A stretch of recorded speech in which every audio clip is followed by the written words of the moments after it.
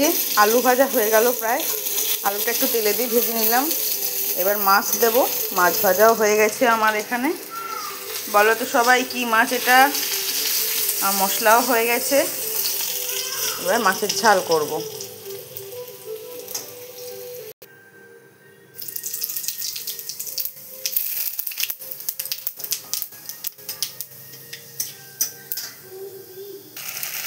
মশলা প্রায় কষা হয়ে গেছে, দেখুন মশলা থেকে তেল ছেড়ে দিয়েছে।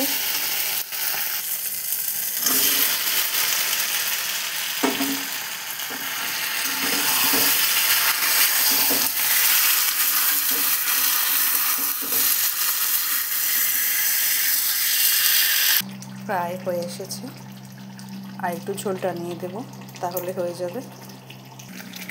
হয়ে গেছে মাছের ঝোল। এবার ধনেপাতা আর একটু গরম মশলা দিয়ে নামিয়ে নেব, যদিও আমার কাছে ধনেপাতাটা নেই। এই দেখুন একদম মাংসের মতো রান্না হয়ে গেছে। কেমন লাগলো রান্নাটা সবাই একটু জানাবেন।